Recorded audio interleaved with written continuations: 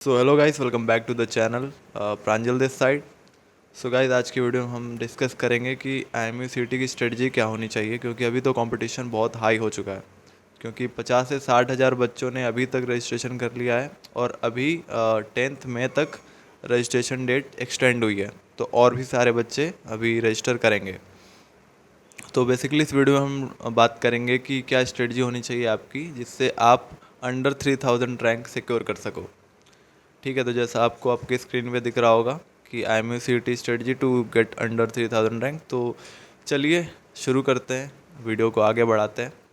तो मैं ले चलता हूँ आपको मार्क्स वर्सेस रैंक पे।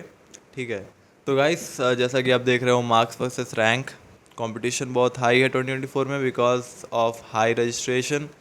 सो अगर आप बिलो 35 मार्क्स पाते हो तो आपका जो रैंक है वो 25,000 से ऊपर बनेगा। ठीक है, और अगर आप अपना मार्क्स पाते हो 46 से 70 के बीच में, तो आपका जो रैंक होगा वो एक्सपेक्टेड है कि 11,000 से 6500 के बीच बन रहा होगा। एंड अगर 70 से 90 पाते हो तो 6500 से 5500, और 90 से 110 तो 5500 से 4500, 110 से 130 4500 से 2800, 130 से 170। ये जो मार्क्स है वो आपको एम रखना है कि आपका जो मार्क्स है वो 130 से 170 के बीच में है, जिससे कि आपका रैंक अंडर 3000 बन पाए। और अगर आपका रैंक अंडर 3000 बन रहा है तो आप एक सेफ साइड होगे इस IMUCT 2024 में। और अगर आप 170 से ऊपर स्कोर करते हो तो आपका जो रैंक है 250 से नीचे बनेगा। तो गाइस, होप सो आपको ये समझ में आया होगा कि मार्क्स वर्सेस रैंक क्या है, मतलब कौन से मार्क्स पे क्या रैंक बनेगा आपका, ये आपको समझ में आया होगा। तो यहाँ तक आपने देख लिया कि आपको कितने नंबर पे कितना रैंक बनेगा। अब देखते हैं कि आपको अगर अपना प्रिपरेशन अच्छा करना है, अगर आपको हाई मार्क्स यानी 130 से 170 के बीच में आपको अगर स्कोर करना है, तो आपकी स्ट्रेटजी क्या होनी चाहिए। तो ले चलता हूँ आपको मैं स्ट्रेटजी की तरफ, जिसमें हम लोग पहले देखते हैं कि क्या वेटेज है चैप्टर्स का, क्या वेटेज है सब्जेक्ट वाइज इन IMUCT। तो सब्जेक्ट वाइज स्ट्रेटजी क्या होनी चाहिए कि पहला जो आपको सब्जेक्ट है वो फोकस रखना चाहिए जिस सब्जेक्ट पे, वो है फिजिक्स। ठीक है, फिजिक्स में थ्योरी भी आती है और न्यूमेरिकल भी आते हैं, तो आपको उस पर फोकस रहना है। 25% उसका वेटेज है, यानी 50 क्वेश्चन इन टोटल आते हैं 200 क्वेश्चन में से, तो आपको इस पे ज़्यादा ध्यान देना है। फिर जो सेकंड नंबर पे जो सब्जेक्ट है उसका भी फिजिक्स के बराबर ही वेटेज है, उस पर भी आपको ध्यान देना है, जो कि है मैथमेटिक। मैथमेटिक फुली आपका फार्मूला और कॉन्सेप्ट पे बेस्ड होगा। अगर आप NCERT ही सॉल्व करते हो, अगर आप NCERT ही सॉल्व करोगे तो भी आपका IMUCT में मतलब अच्छे खासे क्वेश्चंस बन जाएंगे और आपका अच्छा खासा मार्क्स आ जाएगा। बाकी फ़िज़िक्स के लिए आप कोई बुक रिफ़र कर सकते हो, जैसे कि बहुत सारी बुक्स हैं मार्केट में, लाइक एयरफोर्स X&Y, एंड आपका पाथ फाइंडर आपका हो गया NDA पाथ फाइंडर अरिहंट का। अगर आपको रिफ़र करना है फ़िज़िक्स के लिए तो आप वो कर सकते हो। बाकी बात रही जनरल एप्टीट्यूड और जीके की, तो इनका जो वेटेज है वो 20% है, यानी 40 क्वेश्चन आते हैं, 20 क्वेश्चन जनरल एप्टीट्यूड का होता है और 20 क्वेश्चन जीके का होता है। तो इसको ये स्कोरिंग पार्ट हो जाता है। ठीक है, इसको आप आराम से 40 क्वेश्चन में से आप 35 प्लस कर सकते हो अगर आपका प्रिपरेशन अच्छा रहा तो। ठीक है, तो हमारे चैनल पे इसकी सीरीज़ चल रही है जनरल एप्टीट्यूड की, फ्री में चल रही है हमारे चैनल पे, आप उसको जाके चेकआउट कर सकते हो। वहाँ से आपका जनरल एप्टीट्यूड का प्रिपरेशन हो रहा होगा। अब बात करते हैं इंग्लिश का। तो इंग्लिश का जो होता है वो होता है 20%। ठीक है, वेटेज इसका भी 40 क्वेश्चन आते हैं, और इंग्लिश भी स्कोरिंग पार्ट। ठीक है, अगर आपका अच्छे से पार्ट ऑफ स्पीच, आपका सिनोनिम्स एंटोनिम्स, आपका फ्रेजेस जो है आपका, ये सारा कुछ अगर आप जैसे पैसिव वाइज एक्टिव वाइज अगर आपका अच्छे से करा दिया जाए या फिर आप अच्छे से कर लो, तो आप इस पार्ट को अच्छे से कर पाओगे। इस इंग्लिश के जो सेक्शन होगा, इंग्लिश का जो सेक्शन होगा उसको अच्छे से कर पाओगे। तो इसमें भी आप सोच सकते हो कि आप 35 प्लस क्वेश्चन आप कर सकते हो अगर आपने अच्छे से प्रिपरेशन की तो। इसका भी जो सीरीज़ है आ रहा होगा हमारे ही चैनल पे, तो सब्सक्राइब करके रखो, जिससे कि आपको नोटिफिकेशन आ जाए जब भी हम इसका इंग्लिश का लेक्चर वीडियो हम अपलोड करें। एंड बात रही केमिस्ट्री की, तो मैं कहूँगा कि अगर आपको केमिस्ट्री आती है या फिर आपकी आपकी प्रिपरेशन है केमिस्ट्री में तो ही आप इस पे ध्यान देना। बाकी अगर आपको हार्ड लगता है या फिर आपकी प्रिपरेशन नहीं है आपकी केमिस्ट्री में, तो आप इसको छोड़ भी सकते हो।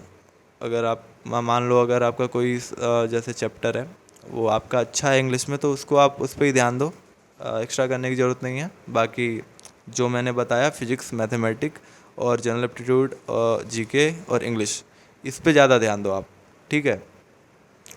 तो चलो आगे बढ़ते हैं, हम अब बात करते हैं कि फ़िज़िक्स की क्या स्ट्रेटजी होनी चाहिए। तो फिज़िक्स की जो स्ट्रेटजी है, देखो 16 चैप्टर्स मैंने यहाँ पे चुन के रखे हुए हैं आपके लिए। Electrostatic, unit and dimension, motion in 1D, laws of motion, work power energy, rotational motion से लेकर जो भी लॉजिक गेट तक है। तो ये सारे चैप्टर्स मैंने आपके लिए रखे हुए हैं। ये चैप्टर्स इंपॉर्टेंट हैं, आप इनको कर सकते हो। जैसे कि इलेक्ट्रोस्टैटिक है, इससे क्वेश्चंस आते हैं। यूनिट्स एंड डायमेंशन जो है ना, यूनिट एंड डायमेंशन बहुत ही ईजी चैप्टर है। वहाँ से आप मतलब उसको आप जल्दी कंप्लीट करके आप यहाँ से अच्छे मतलब स्कोर पा सकते हो, अच्छा स्कोर ला सकते हो। Motion in 1D and 2D तो बहुत ही ईजी होता है, ठीक है, इसको तो आराम से कर लोगे। लॉज ऑफ मोशन में सिर्फ आप न्यूमेरिकल देख लो, इसके फॉर्मूला देख लो एंड कॉन्सेप्ट देख लो कि जैसे कैसे एफबीडी बनता है। जो भी सारे न्यूमेरिकल पार्ट है ना, आप क्या बोलते हैं, आप एयरफोर्स सेक्शन वाइज से आप प्रैक्टिस कर सकते हो, ठीक है। अब बात रही वर्क पावर एनर्जी की, तो वर्क पावर एनर्जी बहुत ही इंपॉर्टेंट चैप्टर है, ठीक है, इसको अच्छे से करना आप। बाकी रोटेशनल मोशन एंड आपका फ्लूइड मैकेनिक्स, इसको भी कर सकते हो। थर्मल एक्सपेंशन अच्छे से करना है, एकदम फार्मूला बेस्ड है ये, ठीक है, एकदम फार्मूला बेस्ड चैप्टर है ये। इसका सिर्फ फार्मूले पे क्वेश्चन आता है। ग्रेविटेशन बहुत ही ईजी चैप्टर है, इस पर भी सिर्फ फार्मूला बेस्ड क्वेश्चन आएगा। जैसे इसके वेलोसिटी पे आएगा आपका मान लो पूछेगा कि इतने मान लो अर्थ के सरफेस से इतना ऊपर है कोई ऑब्जेक्ट, तो उस पर कितना ग्रेविटी लग रहा होगा। एंड मान लो अंदर है, मतलब अर्थ सरफेस के अंदर है, अंदर डिग करके गया है कोई, और उसका कितना लग रहा होगा उसके ऊपर ग्रेविटी। तो ये वगैरह एंड बाकी आसान है इसका क्वेश्चन, आप कर सकते हो। एंड बात रही हीट एंड थर्मोडायनेमिक्स की, तो इसको अच्छे से करना है। थोड़ा टाइम कंज्यूमिंग हो सकता है आपके लिए, क्योंकि थोड़ा टिपिकल चैप्टर हो जाता है ये, बहुत बच्चों को समझ में नहीं आता। तो अगर आपका हो रहा है ये, तो आप कर सकते हो। बाकी इसमें से क्वेश्चन बहुत आते हैं, क्योंकि ये मतलब हाई वेटेज चैप्टर है, इसमें से क्वेश्चन आते हैं। मगर अगर आपको नहीं आ रहा है तो आप इसको छोड़ भी सकते हो। अगर आपको करना है तो अगर आपके पास टाइम है तो आप कर सकते हो, क्योंकि 1 महीने बच रहे। तो अगर आपके पास अगर टाइम है, अगर आपका ये सारा चैप्टर जो कि बाकी चैप्टर्स हैं वो अगर आपके हो गए हैं, तो आप इस पे जाना, ठीक है। बाकी वेव्स एंड ऑसिलेशन, इसमें एसएचएम आ जाता है, ये बहुत ही इजी चैप्टर है, ठीक है। ये भी अगर आप एक बार समझ लो ना, तो बहुत ही इजी चैप्टर आपके लिए हो जाएगा।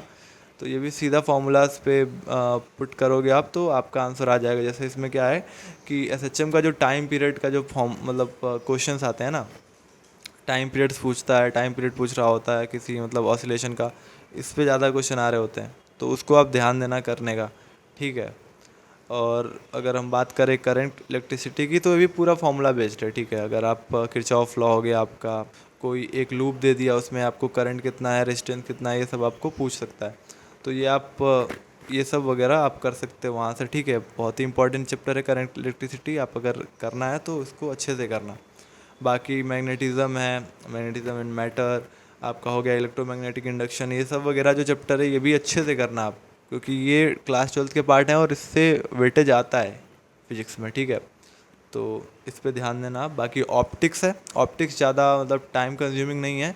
अगर आप इसमें जाओगे तो देखो इसमें सिर्फ डेरिवेशंस वगैरह है, तो अगर आप डेरिवेशंस देखो, क्वेश्चन क्या है ना, IMUCT में आपको डेरिवेशन तो पूछ नहीं रहा होगा, वहाँ पे सीधा फार्मूला पे क्वेश्चन पूछ रहा होगा। तो आप मेन फोकस रखना आप फार्मूला पे एंड थियरी पे, ठीक है। डेरिवेशन पे एकदम ध्यान नहीं देना, डायरेक्ट फार्मूलाज याद करो, उस पर क्वेश्चन प्रैक्टिस करो, बस हो जाएगा आपका। बाकी मॉडर्न फिजिक्स बहुत ही स्कोरिंग पार्ट है, इजी होता है, इससे ज़्यादा क्वेश्चंस आते हैं, तो मॉडर्न फिजिक्स करो। और लॉजिक गेट 1-2 क्वेश्चन तो आता ही है लॉजिक गेट से, ठीक है, मिनिमम 1-2 क्वेश्चन आता है, क्योंकि देखो लॉजिक गेट बहुत ईजी होता है। जैसे ट्रुथ टेबल हो गया आपका, AND gate, OR gate, NOR gate, NAND gate, ये वगैरह सारे गेट जो है सारा कुछ पढ़ लेना आप। आपका ट्रुथ टेबल हो गया, ये वगैरह पढ़ो आप। मतलब इससे क्वेश्चन जो है ना आते ही आते हैं, तो आराम से आपका स्कोर हो जाएगा फिजिक्स में।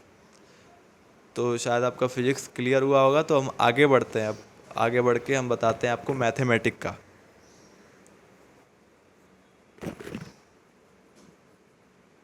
तो बात रही मैथमेटिक की, तो देखो यहाँ पे मैथमेटिक में क्या है कि अलजेब्रा है। तो क्लास 11th और 12th मिला के देखो, सेट है, सेट रिलेशन एंड फंक्शंस है, मैथमेटिकल इंडक्शन है, quadratic and complex equation, linear inequality, आपका परमुटेशन एंड कम्बिनेशन, आपका बाइनोमियल थ्योरम जो कि बीटी है, एंड आपका sequence and series, straight line, conic section, और मैट्रिसेस एंड डिटर्मिनेंट्स। देखो इसमें सबसे ज़्यादा इंपॉर्टेंट है आपका मैट्रिसेस एंड डिटर्मिनेंट। इससे क्वेश्चन तो भर भर के आते हैं भाई इसमें, ठीक है, मैथमेटिक में, तो आप इसको छोड़ना नहीं। बाकी रिलेशंस एंड फंक्शन से आते हैं क्वेश्चन, सेट से आते हैं, क्वाड्रेटिक इक्वेशन आप मतलब कर ही लेना, इजी है आपको। बस इसके कुछ टाइप के क्वेश्चन, स्पेसिफिक टाइप के क्वेश्चंस होते हैं इसमें क्वाड्रेटिक इक्वेशन में, तो वो आराम से हो जाएंगे, तो आप उसको देख लेना, आप एनसीईआरटी से भी सॉल्व कर सकते हो, ठीक है। सीक्वेंस एंड सीरीज़ तो बहुत ही ईजी है, आप क्लास 10 से पढ़ते आ रहे हो, तो एपीजीपी आप पढ़ते आ रहे हो, तो आपका इसमें थोड़ा सा ही बढ़ा के है, तो आप आराम से कर लिए जाओगे। एंड बाकी स्ट्रेट लाइन है, तो स्ट्रेट लाइन पे भी डायरेक्ट फार्मूलाज पे ही आता है। कॉनिक सेक्शन भी कर लेना आप, ठीक है, कॉनिक सेक्शन भी मतलब थोड़ा लेंदी है कॉनिक सेक्शन, मगर अगर आपके पास टाइम है तो आप कर सकते हो, ठीक है। बाकी परमुटेशन एंड कम्बिनेशन बहुत ही इंपॉर्टेंट है, इससे बहुत क्वेश्चन आते हैं, ठीक है। परमुटेशन एंड कम्बिनेशन कर लेना आप। बाकी ट्रिग्नोमेट्री कर लो, इसमें आपका इन्वर्स ट्रिग्नोमेट्रिक फंक्शन वगैरह ये सारा कुछ इंपॉर्टेंट है, वो कर लेना अच्छे से आप। ट्रिग्नोमेट्री पे ध्यान देना, उस पर फॉर्मूला बेस्ड क्वेश्चन आते हैं, जैसे साइन ए प्लस बी का फॉर्मूला पूछ लिया, जैसे ये साइन ए साइन बी का फॉर्मूला पूछ लिया। ये जो फॉर्मूला होते हैं ना, मतलब साइन 2a का फॉर्मूला, मतलब साइन 2 थीटा का फॉर्मूला, साइन 3 थीटा का फॉर्मूला, कॉस 2 थीटा का फॉर्मूला, ये अच्छे से करके जाना है आपको। इस पे बेस्ड जो क्वेश्चंस होते हैं वो भी अच्छे से करके जाना है आपको, एकदम डायरेक्ट फॉर्मूलाज पे क्वेश्चन आते हैं, ठीक है। और उनका यूज़ भी होता है, जैसे कि इंटीग्रेशन में वगैरह में उसमें यूज़ भी होता है, एप्लीकेशन ऑफ इंटीग्रेशन में उसमें भी यूज़ होता है, तो वहाँ से आप इजीली कर लिए जाओगे अगर आपने अच्छे से किया तो ट्रिग्नोमेट्री का। बाकी कैलकुलस में आपका कॉन्टिन्यूटी एंड डिफरेंशियबिलिटी से भर भर के क्वेश्चन आते हैं, एप्लीकेशन ऑफ डेरिवेटिव से क्वेश्चन आते हैं, इंटीग्रल से क्वेश्चन आते हैं, एप्लीकेशन ऑफ इंटीग्रल से यहाँ से आपको एरिया का वो पूछ लेगा, मतलब ठीक है, एरिया पूछ लेगा किसी कर्व का, तो आप वहाँ से कर सकते हो। बाकी डिफरेंशियल इक्वेशन कर सकते हो आप। बाकी वेक्टर इन 3D, ये बहुत इंपॉर्टेंट चैप्टर है, वेक्टर इन 3D बेसिक में कर सकते हो आप, ठीक है। ज़्यादा हार्ड क्वेश्चन नहीं पूछते, एमएससीआईटी में उतना हार्ड लेवल नहीं होता, बेसिकली आप एनसीईआरटी सॉल्व करके जाओ, आराम से हो जाएगा।